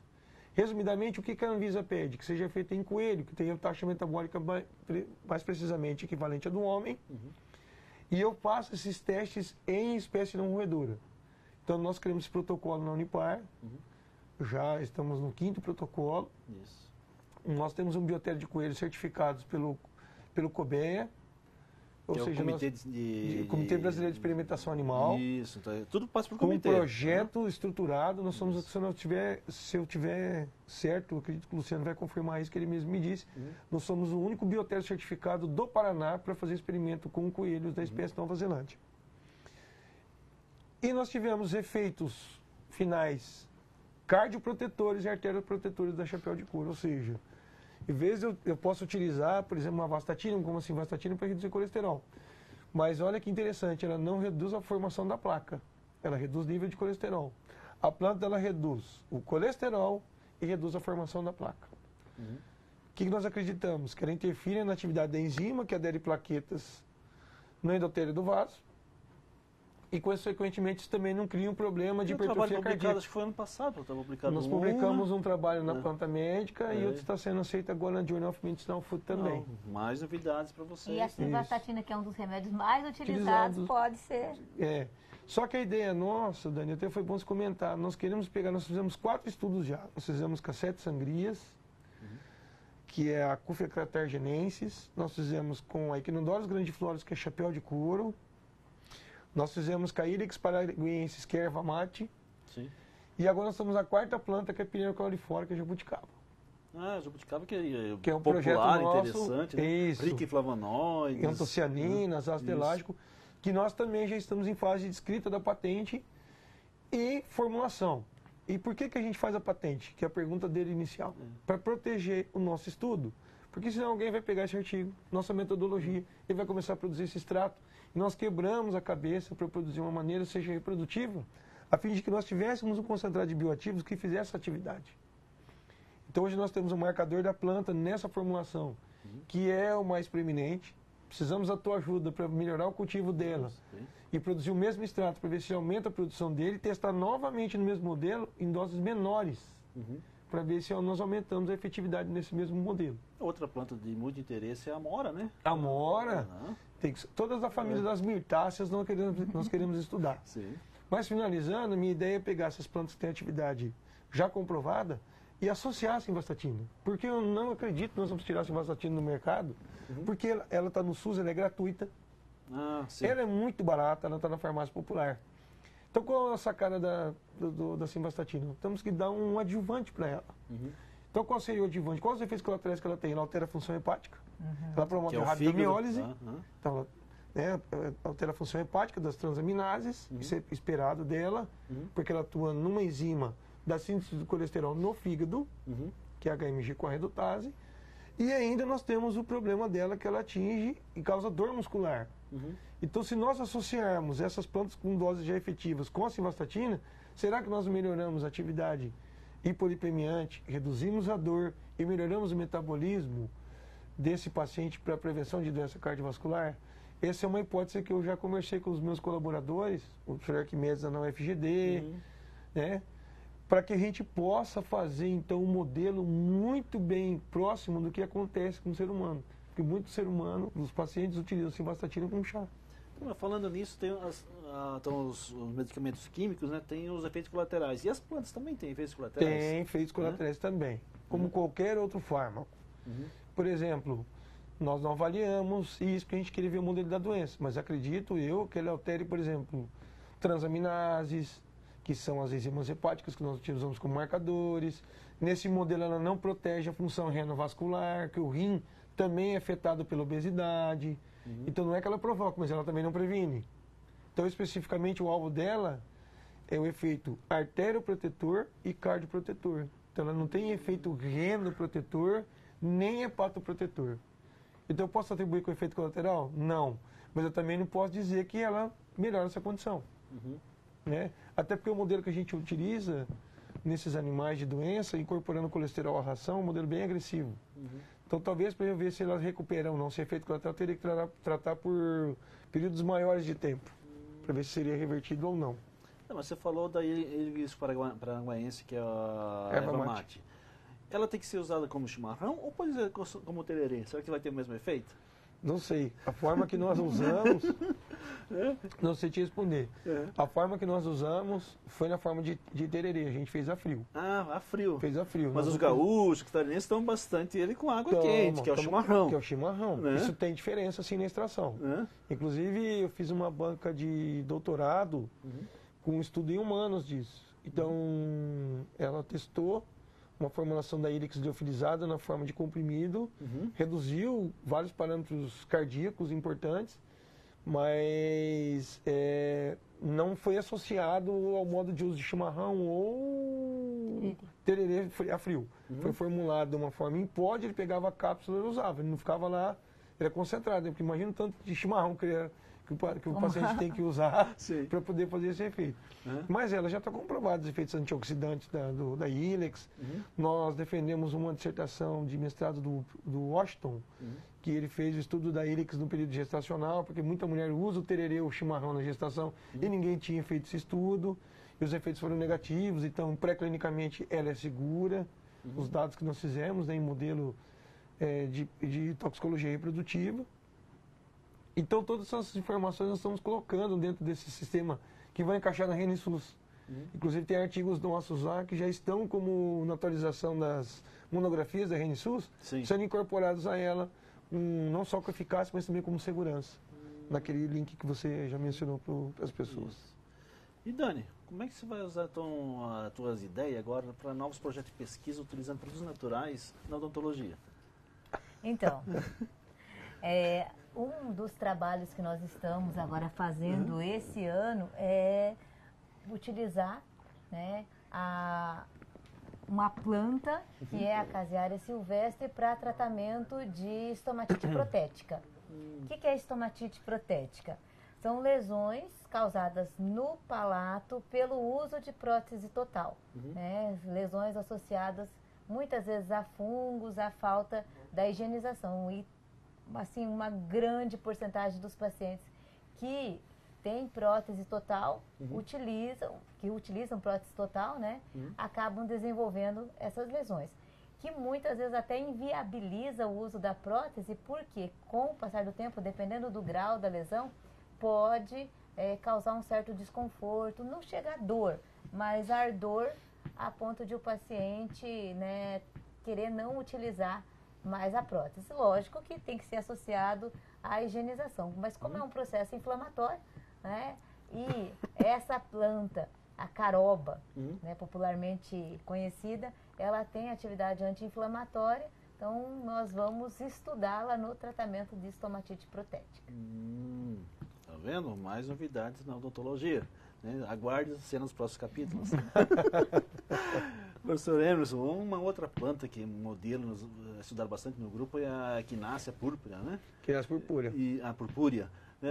Como é que ela é estudada, qual a finalidade dela? Assim, que tem bastante estudo. A Echinacea é uma planta muito estudada, né? A Echinacea é uma planta que ela não é nativa do Brasil, ela é uma planta que ela tem a sua origem na América do Norte. E ela tem atividades medicinais extremamente definidas já. Ela tem atividade antiviral, tem atividade imunomodulatória, anti-inflamatória. É utilizado, por exemplo, vou dar um exemplo, para herpes vírus, para acne, para processos alérgicos, para baixa de resposta imune. E nós fizemos um trabalho em 2015, onde nós fizemos o uso da Echinacea em modelo de doença.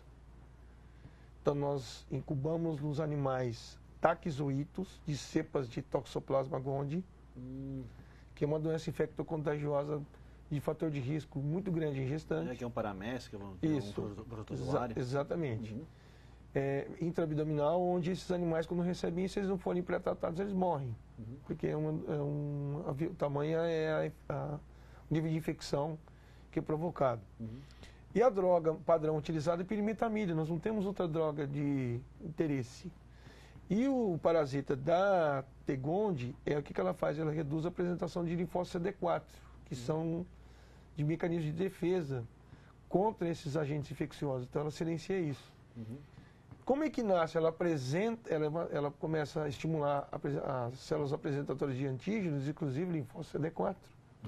nós pré-tratamos os animais e usamos taxoides. E, para nossa surpresa, nenhum animal morreu, porque a ideia era que eles fossem a óbito. Então, o que aconteceu, de maneira geral? Os taxoides sumiram da corrente sanguínea, alguns deles migraram para o fígado, alguns deles migraram para o cérebro, porque eles ficassem alojados, não tivessem um ataque dos anticorpos produzidos pelo estímulo da equinácea. E hoje nós estamos testando em outras cepas toxoplasmose. Vamos fazer uma parceria com a Universidade Estadual de Maringá, com a professora Débora Santana, um doutorado da Carine, para que nós possamos ver outras vezes de mecanismo por onde isso ocorreu. Essa foi uma descoberta tão interessante que esse trabalho ele foi aceito na Parasitology Research, que é uma revista muito importante na área de parasitologia, e foi uma dissertação de mestrado, uma revista de alta qualificação. E eu, conversando com o oftalmologista, ele contando isso, eu mandei um artigo para ele, e ele está prescrevendo equinácea com essa finalidade de prevenção, quando ele pega pacientes que têm diagnóstico disso e tem risco de uma lesão ocular. Então ele já está prescrevendo, tem alguns outros colegas que são da área de ginecologia também estão utilizando previamente alguns pacientes. É um risco muito grande para as mães, que é um risco muito grande. Muito não vai curar, mas diminui o nível de virulência, de infecção da doença. Sim.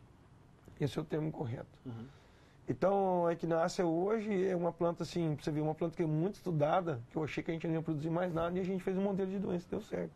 Como a gente já fez vários estudos de outras plantas, assim, por exemplo, a equinácea foi muito estudada, a gente publicou bons trabalhos. A tribulus terrestre é muito estudada, a gente já publicou bons trabalhos. A própria cúrcuma longa já tem fitoterápico conhecido. Que é o açafrão, né? Que é o açafrão, que a gente coloca lá no arroz, tem fitoterápico dela, que é o motori. E nós tivemos outros resultados importantes. Até que o grupo da Odonto também pode ter, né? A Cíntia fez o trabalho de doutorado dela, a Vanessa junto, em modelo de... agora eu não me lembro mais. Em modelo de periodontite, que é o tema da tese de doutorado dela. Associaram com doença de Parkinson. A professora Evelyn fez com elas há uns 2 anos atrás o modelo. Enfim, dá para você estudar uma coisa já existente para outra doença? Dá. Basta você ter uma boa ideia, conhecer o mecanismo da planta e propor isso. Então, a ideia com os nossos parceiros, que no caso, nosso mestrado profissional, pessoal, para quem não sabe, ele tem que ter parceria com as indústrias. É importante que isso seja realizado. Ele muda um pouco a esfera acadêmica, o aluno faz o projeto que ele propõe fazer, que ele fica confortável. Sim. Vários alunos nossos já defenderam com propostas que eles tiveram dentro das suas áreas de formação. E assim, o ideal para que ele possa replicar isso para os pacientes onde eles atendem. No SUS, nas suas clínicas particulares, dentro de modelos de protocolos para o tratamento de doenças, de forma multidisciplinar, e assim por diante. Então, eu acredito que essa seja uma ideia geral que nós temos de não só estudar novos produtos naturais, mas sim também que nós possamos mostrar outras possibilidades de produtos já existentes para tratamento de doenças que tem pouco arcabouço terapêutico de produtos sintéticos no mercado. Eu penso assim, quando a gente fala de práticas integrativas, complementares, que inclui a fitoterapia, é muito importante a ação do profissional. Sim. Certo? Então, ele tem que ver, avaliar os problemas na área dele e pesquisar o quanto essas práticas poderiam, né, ser inseridas e melhorar esses problemas. E cada um conhece a sua área melhor do que ninguém. Então, assim, até onde vão os estudos, até quanto nós podemos pesquisar? Isso depende muito da vontade dos profissionais em melhorar os problemas que são vigentes na sua área. Pesquisa nós vamos conseguir fazer desde que o problema seja trazido. Né? Então, isso acho que é bastante importante. E acesso à população geral, né, às plantas medicinais, fitoterápicas, hoje em dia está mais fácil, né? Várias lojas estão entrando no mercado, vários comércios, né, de produtos naturais, né, de plantas, sementes e assim por diante, né, que está sendo utilizada, né, que é fácil de ter acesso hoje em dia, né? Então, procure produtos de qualidade, feiras orgânicas também, se possível. Nos municípios sempre tem alguma feira orgânica, vai ter. né? Aí que tá, né? O grande problema é que o quilo do tomate orgânico é R$10. Sim, enquanto o outro é 2, 3. Enquanto o outro 2, 3. Então, querendo ou não, na minha opinião, muito impacta no financeiro. Sim, que é um nicho de mercado, essa parte de orgânico, né? E mais para o uso das plantas fitoterápicas tem que ser o cultivo mais orgânico possível, ou pelo menos sustentável, né? O uso de usar o menos possível agroquímico, né? Porque isso afeta muito os bioativos, que vai fazer parte do chá nosso, do infuso e assim por diante, né? Então, essa parte do manejo da planta é muito importante, né? Uma outra planta que se estuda bastante também é a Pinea caulifólia, né? Pinea caulifólia é a jabuticaba. Que é a jabuticaba, né? E isso tem bastante agora voltando, né? Por isso que a uva é muito indicada, por exemplo, o consumo de vinho, por causa dos taninos resveratrol. E antioxidantes. Isso está voltando à tona de novo, né? Está voltando. Inclusive, o que eu propus, né? Eu fiz um delineamento na minha sala. Se for possível, eu quero estudar toda a família Myrtácea. Por quê? Porque eu acho que ela é um projeto de uma família que tem um potencial antioxidante absurdo. E nós não exploramos nada dela ainda. E qual a função do antioxidante no organismo?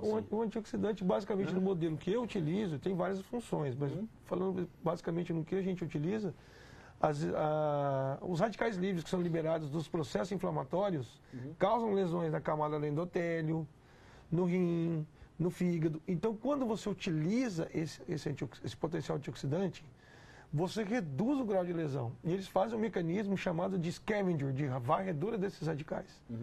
Então, esses radicais livres são ânions superóxido, peróxido de nitrito, eles são, então, reduzidos a sua formação e permitem que haja a resorção do tecido do endotélio, ou seja, há um equilíbrio no manejo da permeabilidade do vaso. Porque quando eu tenho informação de uma placa de ateroma, eu tenho um volume do sangue normal, que nós chamaríamos antes do processo de lesão, de luminar shear, que é o fluxo luminar do sangue passando normalmente. Quando eu tenho informação de placa de ateroma, eu tenho shear stress. Por quê? Porque eu estou passando com volume de sangue e esse vaso não dilata. Turbilhonar. Então eu vou turbilhonar aquilo ali. O que eu vou gerar? Eu vou gerar um atrito, eu vou gerar atividade mecânica, onde eu vou causar uma lesão. E aquilo está cheio de células inflamatórias.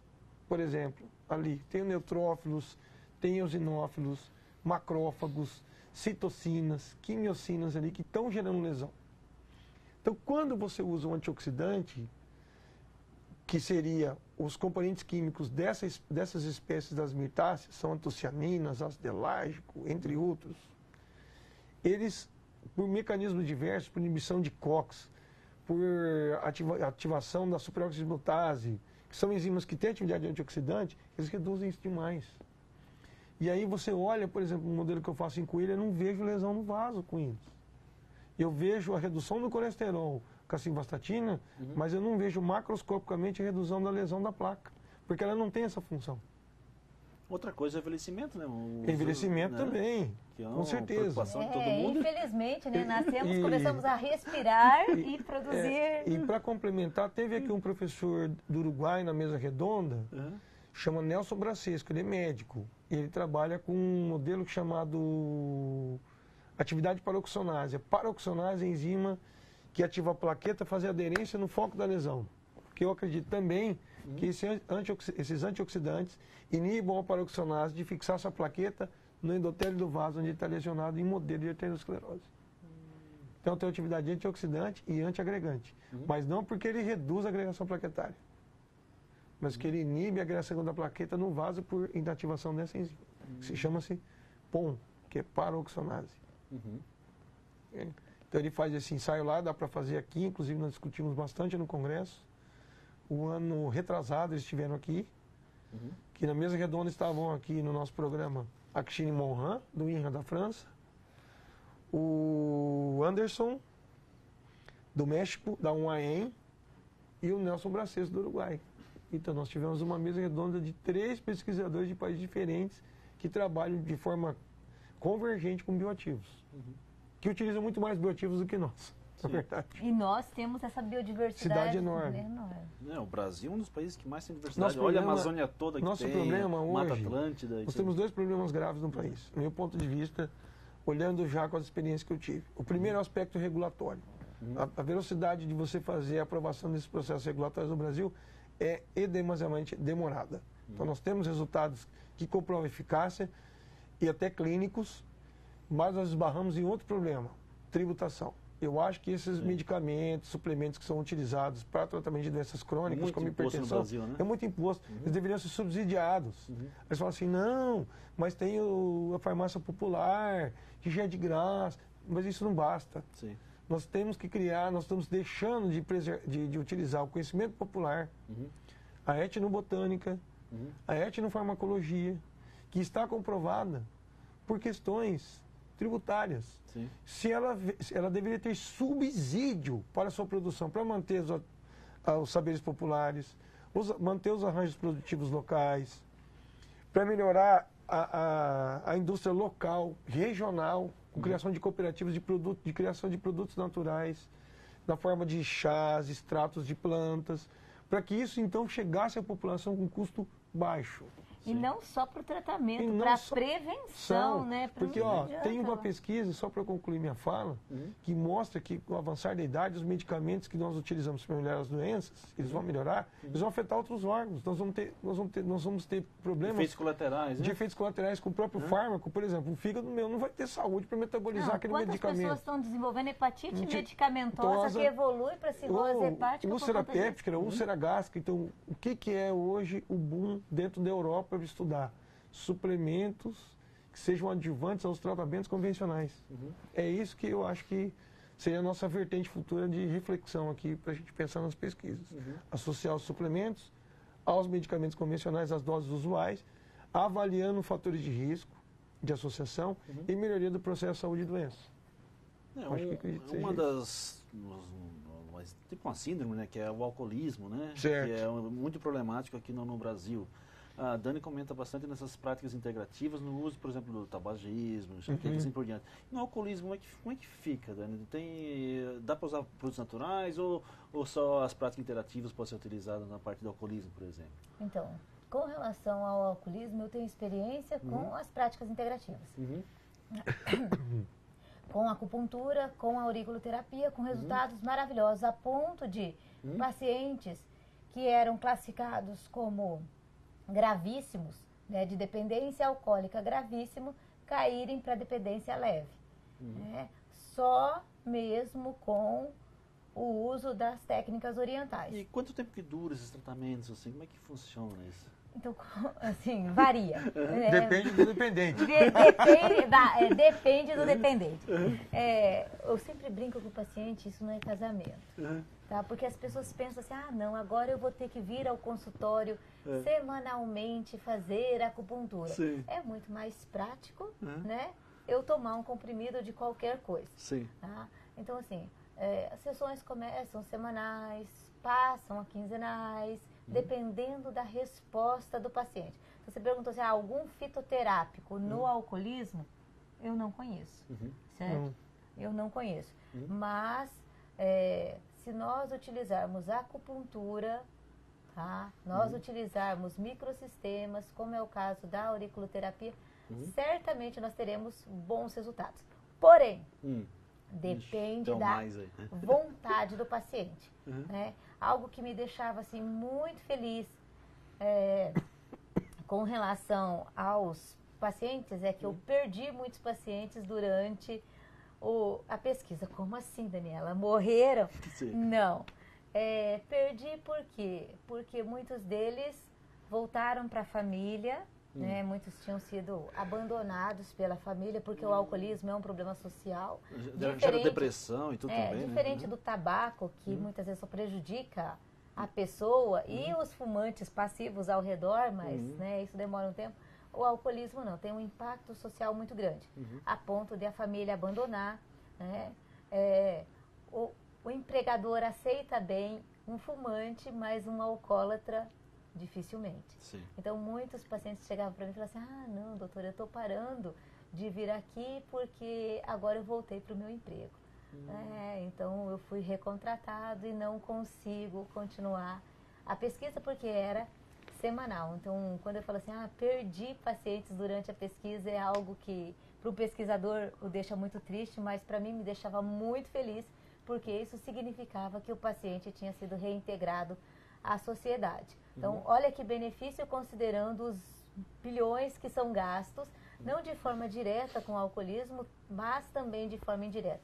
Quantos acidentes são causados pelo fato de pessoas estarem embriagadas, né, que levam outras pessoas à morte ou mesmo além disso também multa, né, perde carteira, né, toda essa parte burocrática também tem, né, então, dá um prejuízo temos que ter grande. essa conscientização do uso dessas técnicas e nos mais diversas possibilidades.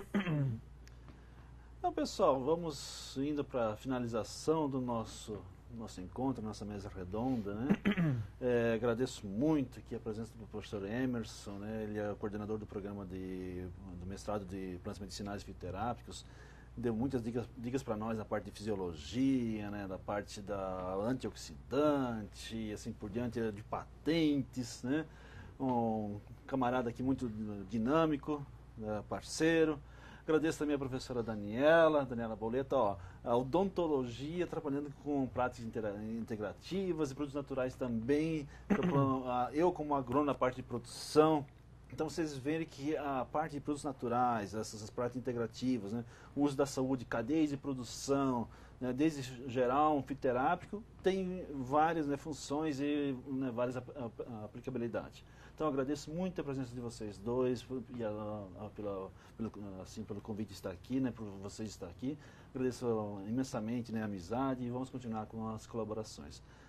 Tenham uma boa noite, pessoal, e fique com Deus. Um abraço a todos aí e até a próxima, tá? Um espaço para o seu talento, onde você estiver, unindo a qualidade de uma universidade de verdade.